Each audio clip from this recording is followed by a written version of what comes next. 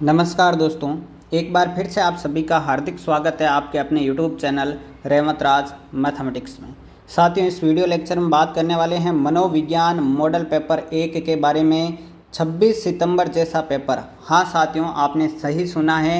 आपने आज तक जितने भी एग्ज़ाम जो मॉडल पेपर दिए हैं, चाहे किसी ऐप पर दिए हो चाहे किसी चैनल पर दिए हो, उन सब से अच्छी क्वालिटी और अच्छे प्रश्नों का मॉडल पेपर हम लेके आए हैं। आपके लिए 30 क्वेश्चन रहेंगे। प्रत्येक यूनिट के 6 क्वेश्चन है, यानी 5 यूनिट है आपकी और कुल 30 क्वेश्चन है। और आपको मॉडल पेपर देने के बाद वास्तव में ऐसा लगेगा कि हाँ, परीक्षा जैसा ही पेपर है। और 30 में से आपके कितने सही होते हैं आपको लास्ट में कमेंट बॉक्स में कमेंट करके ज़रूर बताना है। वीडियो को लाइक कर दीजिए। मॉडल पेपर अच्छा लगे तो चैनल को सब्सक्राइब कर देना। और इसी प्रकार के मॉडल पेपर हम प्रत्येक सब्जेक्ट के अब लेकर आने की कोशिश करेंगे। तो चलिए दोस्तों, शुरुआत करते हैं। पहला क्वेश्चन आपकी स्क्रीन पर आ चुका है साथियों।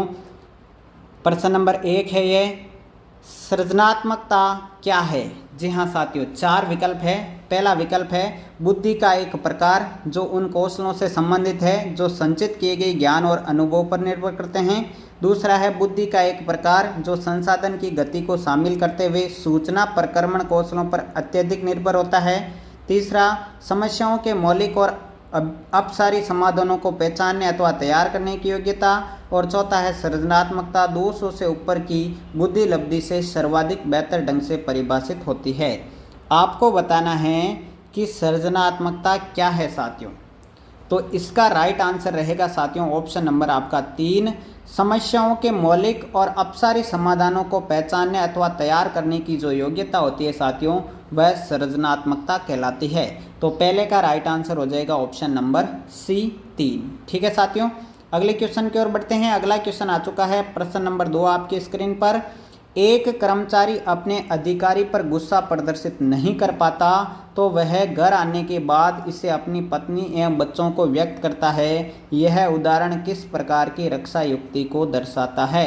औचित्य स्थापन, तादात्म्यकरण, विस्थापन या दमन। 4 विकल्प है साथियों। राइट आंसर क्या रहेगा प्रश्न नंबर 2 का। तो साथियों दूसरे प्रश्न का आपका राइट आंसर रहेगा विस्थापन रक्षात्मक युक्ति को दर्शा रहा है। सी ऑप्शन करेक्ट आंसर रहेगा।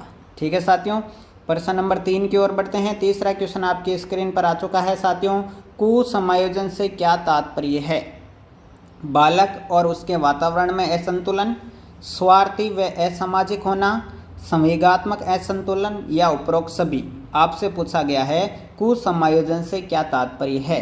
तो प्यारे साथियों प्रश्न नंबर 3 का राइट आंसर क्या हो जाएगा, उपरोक्त सभी। ठीक है साथियों, बालक और उसके वातावरण में असंतुलन होगा तो भी कुसमायोजित होगा। स्वार्थी व असामाजिक या संवेगात्मक रूप से असंतुलित होगा तो भी वह कुसमायोजित होगा। तो उपरोक्त सभी डी ऑप्शन करेक्ट आंसर होगा।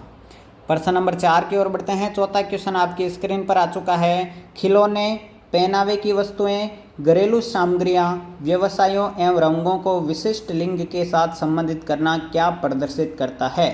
जेंडर, प्रासंगिकता, विकसित जेंडर पहचान, जेंडर रूढ़िवादिता या जेंडर सिद्धांत। तो साथियों ये प्रदर्शित कर रहा है किसको, जेंडर रूढ़िवादिता को। सी ऑप्शन आपका करेक्ट आंसर रहेगा प्रश्न नंबर 4 का। प्रश्न नंबर 5 की ओर बढ़ते हैं साथियों। 5वां क्वेश्चन आपकी स्क्रीन पर है। कौन सा समावेशी शिक्षा का सिद्धांत नहीं है। बहुत ही अच्छा प्रश्न है साथियों। समावेशी शिक्षा का सिद्धांत कौन सा नहीं है। 4 विकल्प, शिक्षार्थियों के बीच कोई भेदभाव नहीं करना, विशेष बच्चों के लिए अलग कक्षा, समान शैक्षिक अवसर या सभी बच्चों की खान पान संबंधी जरूरतों का ध्यान रखना। सिद्धांत नहीं है पूछा गया है। तो साथियों राइट आंसर क्या रहेगा इसका, ऑप्शन नंबर 2 करेक्ट आंसर रहेगा। बी ऑप्शन, विशेष बच्चों के लिए अलग कक्षा कक्ष नहीं होता है समावेशी शिक्षा में, जबकि नियमित बच्चों के साथ ही उनको पढ़ाया जाता है, नियमित कक्षा कक्ष में ही पढ़ाया जाता है। तो बी ऑप्शन करेक्ट आंसर हो जाएगा प्रश्न नंबर 5 का। छठा क्वेश्चन देखिए साथियों, प्रश्न नंबर 6 आपकी स्क्रीन पर है। राष्ट्रीय पाठ्यचर्या फ्रेमवर्क 2005 एनसीएफ 2005 ने अपनी समझ किससे प्राप्त की है। एनसीएफ 2005 ने अपनी समझ किससे प्राप्त की है। संज्ञानात्मक सिद्धांत, मानवतावाद, व्यवहारवाद या रचनावाद। तो साथियों प्रश्न नंबर 6 का राइट आंसर क्या रहेगा, इसका राइट आंसर रहेगा रचनावाद। Option number D correct answer रहेगा। प्रश्न नंबर 7 की ओर बढ़ते हैं। 7वां क्वेश्चन आपकी स्क्रीन पर आ चुका है। बच्चों को समूह कार्य देना एक प्रभावी शिक्षक रणनीति है, क्योंकि ऐसा क्या कारण है कि बच्चों को समूह कार्य दिया जाता है? प्रभावी शिक्षण के लिए ये प्रभावी शिक्षक की रणनीति होती है। क्यों? छोटे समूह में कुछ बच्चों को दूसरे बच्चों पर हावी होने की अनुमति होती है।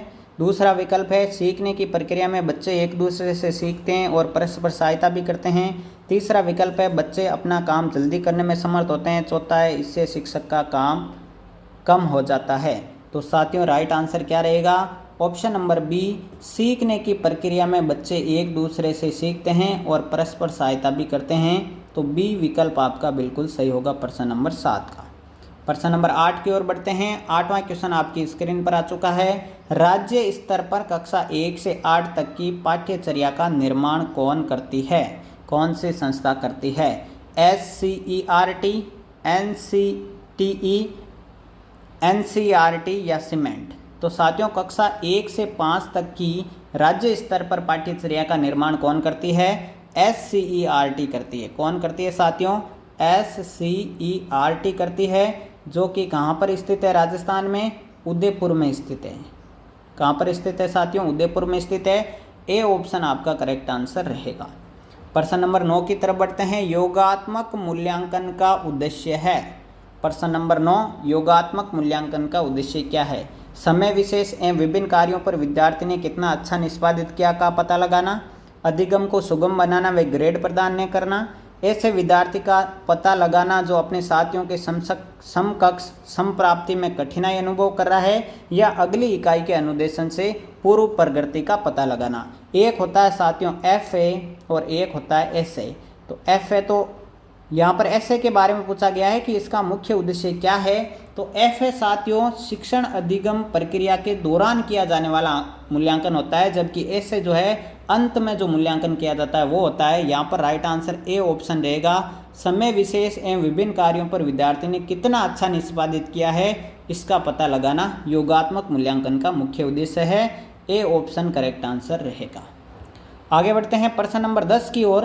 10वां क्वेश्चन आपकी स्क्रीन पर आ चुका है। शिक्षा का अधिकार अधिनियम 2009 से संबंधित नहीं है। RTE एक्ट 2009 से कौन सा संबंधित नहीं है, ये पूछा गया है।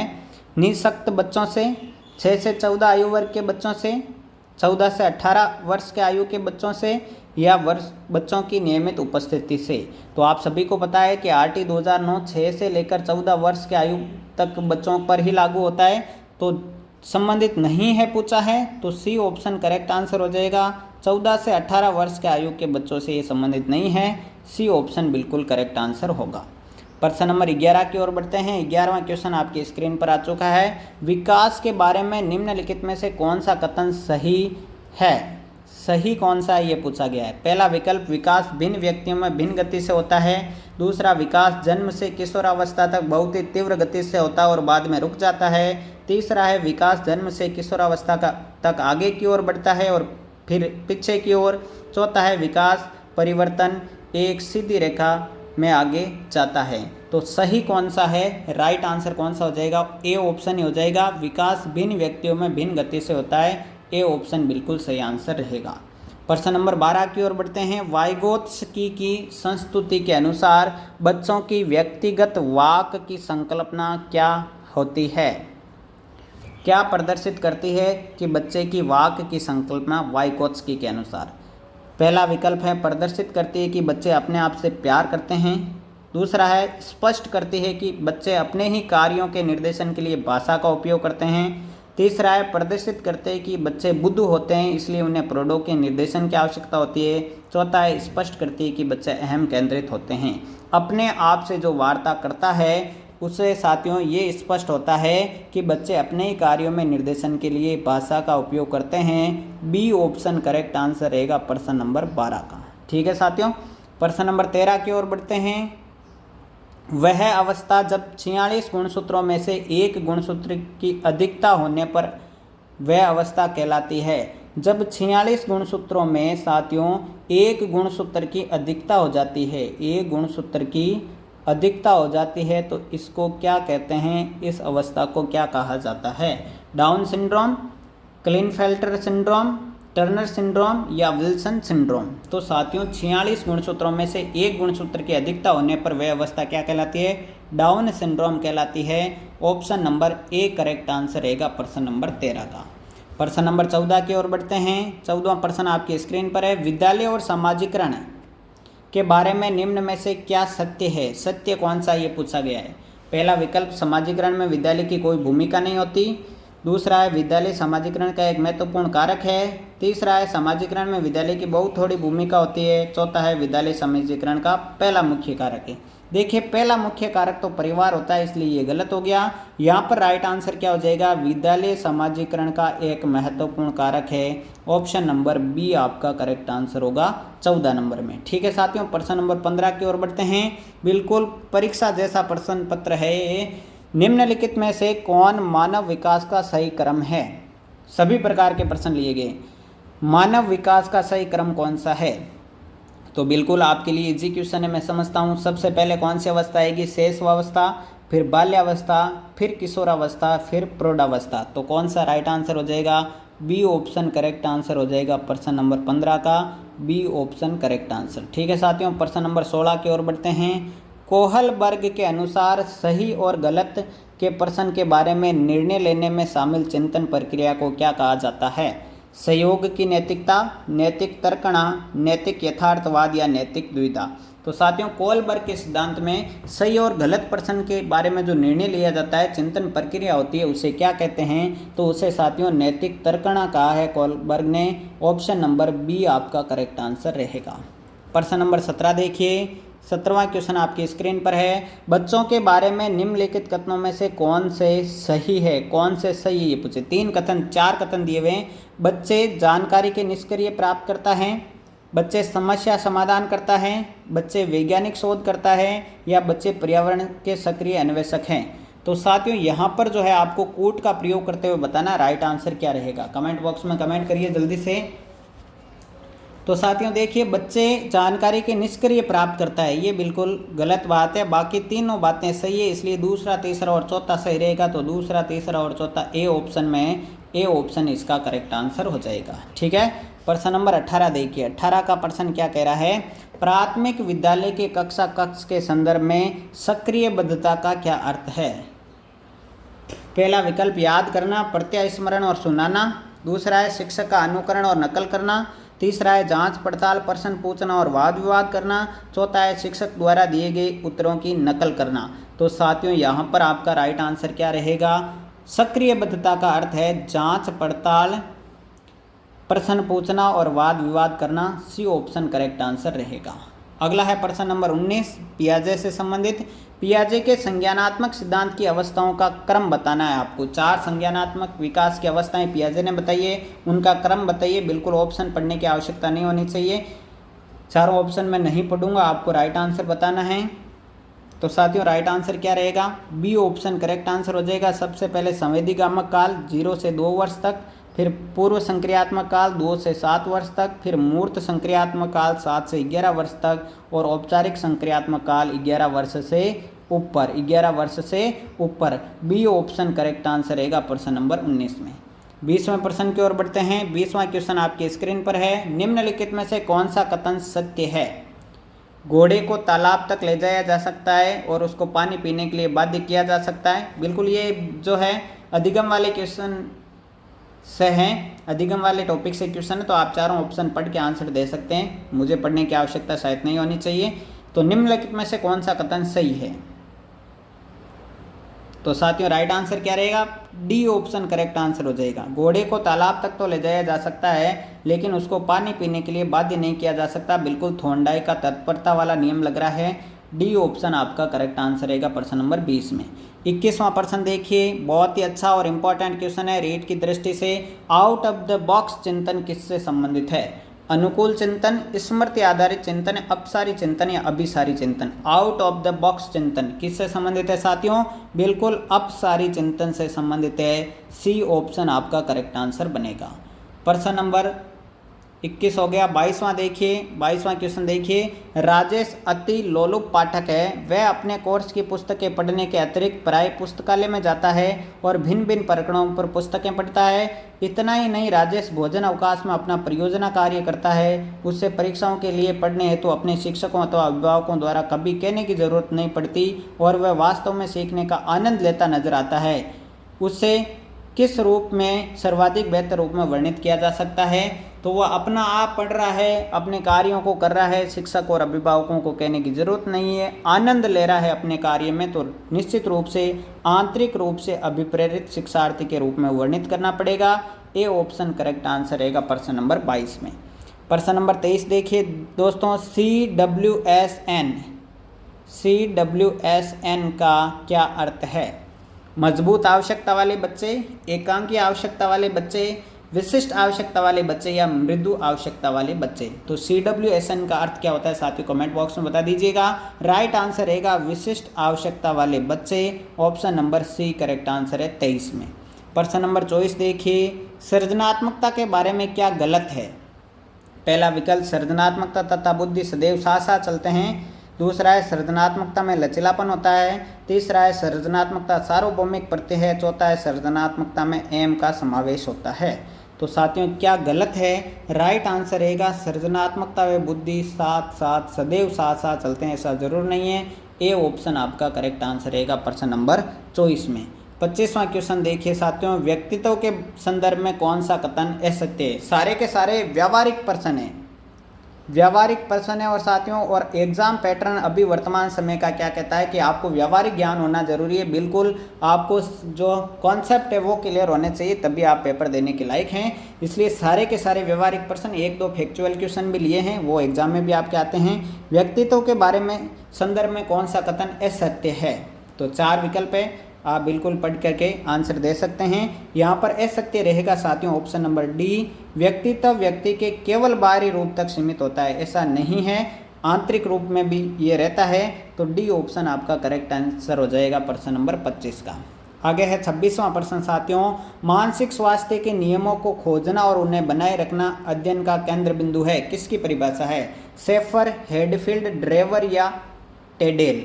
तो मानसिक स्वास्थ्य के नियमों को खोजना और उन्हें बनाए रखना अध्ययन का केंद्र बिंदु है, ये परिभाषा है जेम्स ड्रेवर की। साथियों सी ऑप्शन करेक्ट आंसर रहेगा प्रश्न नंबर 26 में।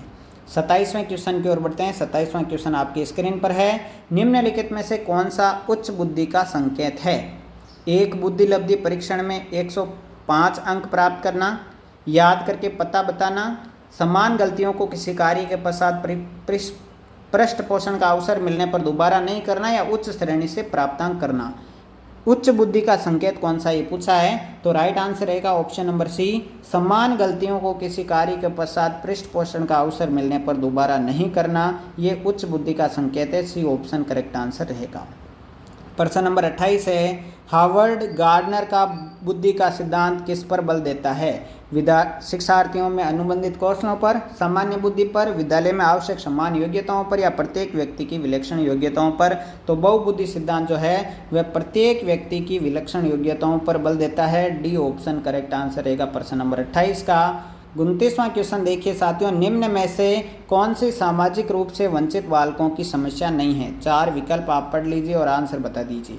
निम्न में से कौन सी सामाजिक रूप से वंचित बालकों की समस्या नहीं है? तो साथियों इसका राइट आंसर क्या रहेगा? रहने के लिए स्वस्थ परिवेश, ये वंचित वर्ग के बालकों की समस्या नहीं है। सी ऑप्शन आपका करेक्ट आंसर रहेगा। अगला क्वेश्चन अंतिम क्वेश्चन है 30 नंबर, विशिष्ट बालकों के अंतर्गत निम्न में से कौन सा बालक आता है? विशिष्ट बालकों के अंतर्गत निम्न में से कौन सा बालक आता है? विकल्प है पिछड़ा बालक, प्रतिभाशाली बालक, मंद बुद्धि, या इनमें से सभी। तो साथियों इनमें से सभी, चाहे वो प्रतिभाशाली हो, चाहे पिछड़ा बालक हो, चाहे मंद बुद्धि बालक हो, सारे के सारे आपके जो है विशिष्ट बालकों की श्रेणी में आते हैं। डी ऑप्शन करेक्ट आंसर रहेगा प्रश्न नंबर 30 में। तो साथियों आपको क्या बताना है कमेंट बॉक्स में, पेपर कैसा लगा? वास्तव में एग्जाम के जैसा लगा या नहीं लगा? जिन्होंने भी पेपर दिया है सभी को कमेंट बॉक्स में कमेंट करना है। साथियों वीडियो को लाइक करना है, शेयर करना है, और साथियों कितने नंबर आपके आ रहे हैं 30 में से वो भी बताना है। मिलते हैं अगले वीडियो में, तब तक के लिए जय हिंद, जय भारत, थैंक यू।